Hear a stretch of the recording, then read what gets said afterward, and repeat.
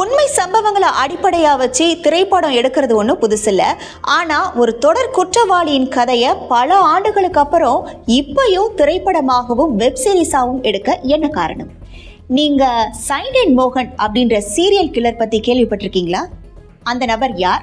இந்த திரைப்படங்கள்லாம் என்னென்ன? அதை தான் நாம் இந்த வீடியோவில் பார்க்க போகிறோம். இந்த சீரியல் கில்லர் சைனட் மோகனோட கதையை அடிப்படையாக வச்சு வெளியான திரைப்படங்களை முதல்ல பார்த்துடலாம். சைனட் 2019 ஆண்டு இது கன்னட மொழியில் ரிலீஸ் ஆச்சு. அடுத்து த ஹார்ட் 2023 ஆண்டு ஹிந்தி மொழியில் ஒரு வெப் சீரிஸாக இது ரிலீஸ் ஆச்சு.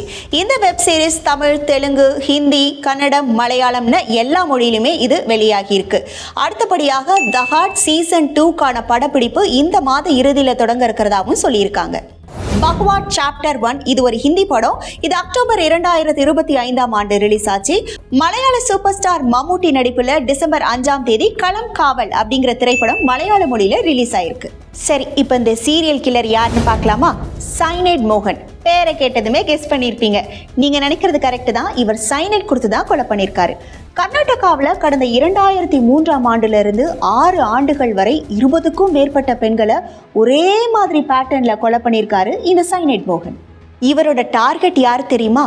பெற்றோர்கள் இல்லாத பெண்கள், அப்புறம் திருமண வயதை கடந்தும் திருமணமாகாமல் இருக்கிற பெண்கள், பெற்றோர்கள்ட்ட இருந்து தள்ளி இருக்கிற பெண்கள், வீட்டை விட்டு தனியாக இருப்பாங்கல்ல, அந்த மாதிரி பெண்கள் தான் இவர் குறி வச்சிருக்காரு.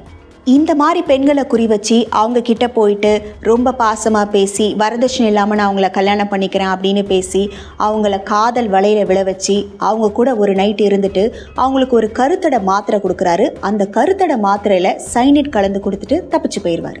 இறந்த பெண்களின் உடல்கள்லாம் அடையாளம் காணப்படாததால அனாதை பிணமாகவே புதைக்கப்பட்டிருக்காங்க. இன்னொன்று என்னன்னா, பெற்றோர்களும் வீட்டை விட்டு வந்த பெண்கள் தானே, அவங்களுக்கு என்ன பிரச்சனையோ தெரியல, ஒருவேளை தற்கொலை செஞ்சுக்கிட்டாங்களா அப்படின்ற கோணத்தில் அது அப்படியே முடிஞ்சு போச்சு.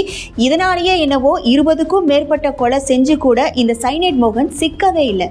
கர்நாடகாவில் ரொம்ப பரபரப்பாக பேசப்பட்ட இந்த கொலை வழக்கில் இவர் 2009 ஆண்டு கைது செய்யப்படுறாரு. இவர் 20க்கும் மேற்பட்ட பெண்களை கொலை செஞ்சிருக்காரு. ஆனால் வெறும் 5 கொலைக்கான ஆதாரம் மட்டும்தான் கிடைச்சிருக்கிறதா சொல்கிறாங்க. இவர் ஒரு ஆசிரியர் அப்படின்னு சொல்கிறாங்க. 20 ஆண்டுகளுக்கு அப்புறம் கூட சீரியல் கில்லர் சைனட் மோகனின் கதைகள் இப்போ வரைக்கும் திரைப்படங்கள் மற்றும் வெப் சீரிஸ் மூலமாக பரபரப்பாக பேசப்பட்டுட்டு இருக்கு அப்படின்னே சொல்லலாம்.